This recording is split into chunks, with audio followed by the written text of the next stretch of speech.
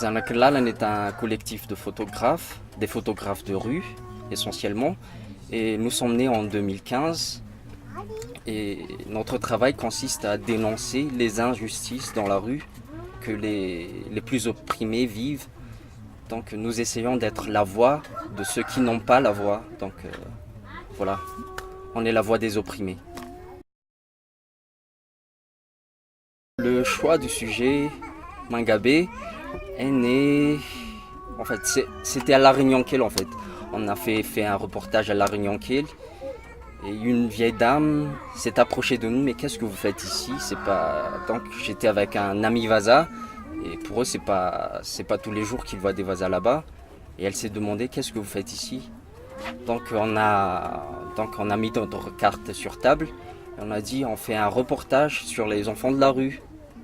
Et elle a dit d'accord, j'ai une histoire qui pourrait vous intéresser. Et là elle a commencé à parler de camions, de déportation d'enfants et tout et tout. Et elle nous a dit il y a un endroit comme si dans la région de Tiromandide. Mais donc ça s'est arrêté là parce que elle n'avait pas beaucoup d'informations sur le sujet. Et au départ on avait juste Tiromandide. Donc c'est là on a commencé à faire nos recherches. On est allé sur terrain, on est allé à Tiromandide. Et ce qu'on a trouvé là-bas, c'était difficile quoi. Parce qu'on n'avait rien. On a demandé aux gens, mais personne ne connaît l'histoire en fait. C'est vraiment bien caché. Mais on a continué. On est allé au chef Fouktan. Le chef Fouktan nous a parlé d'un camp catholique qui recueille des sans-abri. Donc, mais vraiment, le camp catholique, c'était pas notre sujet parce qu'on cherchait le village des orphelins. Voilà.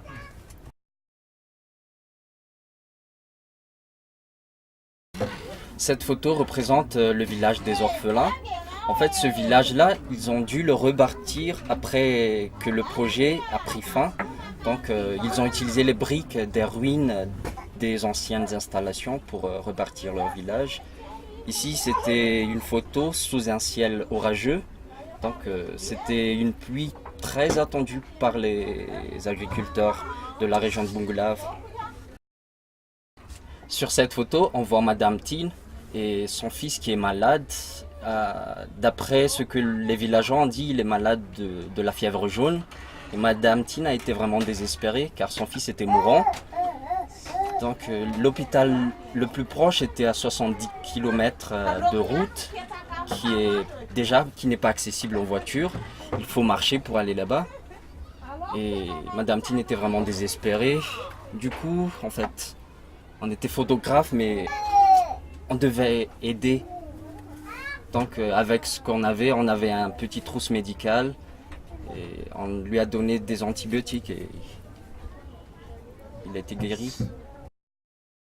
Donc cette photo représente le seul souvenir qu'ils ont par le passage d'un photographe international qui a pris des photos des gens qui étaient sur place. Donc sur la photo, il y avait un bateau et 3 orphelins.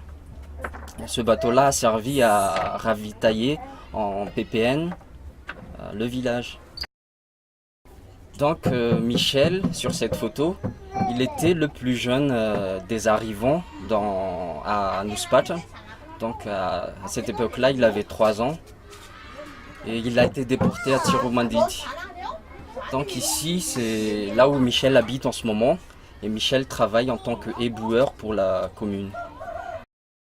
Donc sur cette photo, on voit une famille. Ir, le père de famille, qui est arrivé en 1987 avec l'opération Mangabé, et sa femme Michel, qui est arrivée en 2004 après le ramassage des sans-abri de La Réunion-Quelle. Sur cette photo-là, une autre famille, Doxy, comment on peut dire, elle n'était pas orpheline, elle a été séparée de ses parents à son jeune âge et amenée dans le camp d'Anuspatchan, enfermée et habillée et tout, puis emmenée à Ivuichev dans le village des orphelins actuels. Donc son mari aussi partage la même histoire. Donc sur cette photo, c'est une famille qui qui a été déporté de La Réunion-Kiel. Donc ils avaient quoi? Pas beaucoup d'argent quand ils étaient arrivés sur place.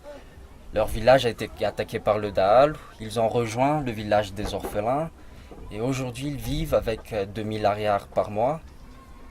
Ils n'ont pas de maison. Ils sont forcés de louer leur maison. Ils n'ont pas de terre. Ils louent leur terre aux orphelins.